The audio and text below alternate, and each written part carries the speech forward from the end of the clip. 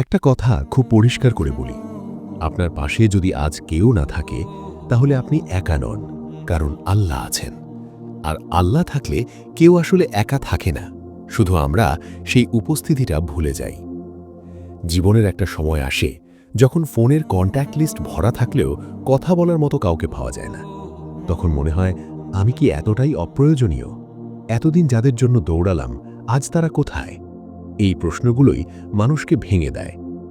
ভাই, মানুষ তখনই সবচেয়ে বেশি কষ্ট পায় যখন সে কারো কাছ থেকে আশা করে আর সেই আশা ভেঙে যায়। পরিবার থেকেও যদি সমর্থন না আসে, বন্ধু থেকেও যদি দূরত্ব তৈরি হয়, তখন মনে হয় আমার জন্য কেউ নেই। ঠিক এখানেই আল্লাহ আপনাকে একা করেন না, বরং মানুষকে সরিয়ে দেন যেন আপনি তার দিকে ফিরে আসেন।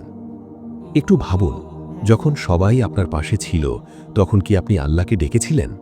যখন সব ঠিকঠাক চলছিল তখন কি আপনার চোখ ভিজেছিল আল্লাহ ভয়ে? বেশিরভাগ সময় না, কারণ মানুষ স্বচ্ছন্দে থাকলে আল্লাহকে ভুলে যায়। আর আল্লাহ যখন কাউকে খুব ভালোবাসেন তখন তাকে একা করে দেন, যাতে সে শুধু তার উপর ভরসা করতে শেখে। ভাই, একাকিত্ব শাস্তি না, একাকিত্ব অনেক সময় রহমত। কারণ এই একাকিত্বেই মানুষ নিজের আসল চেহারা দেখে। এই একাকিত্বেই মানুষ বুঝতে শেখে, মানুষ আসে যায় কিন্তু আল্লাহ কখনো ছেড়ে যান না। আপনি যখন গভীর রাতে কাঁদেন, কেউ শোনে না, কিন্তু আল্লাহ শোনেন। আপনি যখন মনে করেন আর পারছি না, ঠিক তখনই আল্লাহ জানেন আপনি কতটা সহ্য করছেন। আপনার চোখের পানির কোনোটা মাটিতে পড়ে না, সবই হিসাবের খাতায় জমা হয়। অনেক মানুষ আছে যারা বাইরে হাসে কিন্তু ভেতরে ভেঙে পড়ে। তারা কাউকে বোঝাতে পারে না, কারণ সমাজ দুর্বলতা পছন্দ করে না। কিন্তু আল্লাহ দুর্বল বান্দাকেই কাছে টানেন, কারণ দুর্বল মানুষই সবচেয়ে বেশি আল্লাহর দরজায় মাথা রাখে। ভাই, মানুষ চলে গেলে নিজেকে ছোট ভাববেন না। মনে রাখবেন, যারা আপনাকে ছেড়ে গেছে তারা আপনার প্রয়োজন ছিল না, তারা ছিল আপনার পরীক্ষা। আর পরীক্ষা শেষ হলে প্রশ্নপত্র সরিয়ে নেওয়া হয়।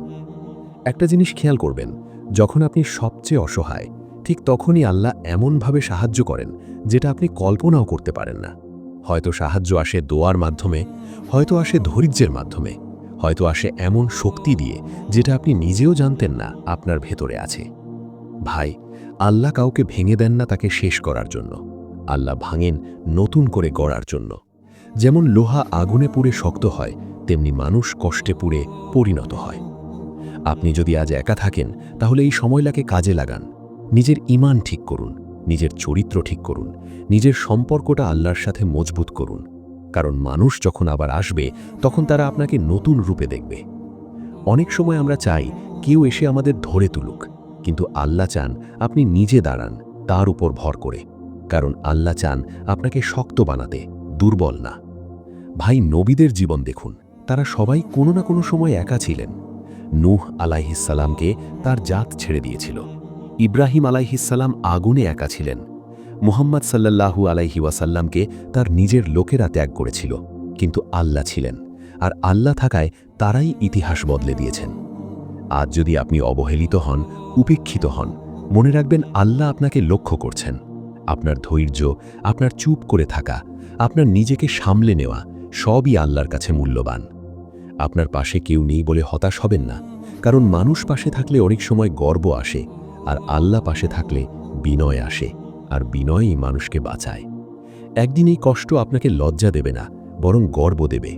আপনি বলবেন, আমি একা ছিলাম কিন্তু ভেঙে পড়িনি, আমি কাঁদতাম কিন্তু আল্লাহকে ছাড়িনি। আজ যদি কেউ আপনাকে বুঝতে না পারে, আল্লাহ আপনাকে পুরোপুরি বুঝেন।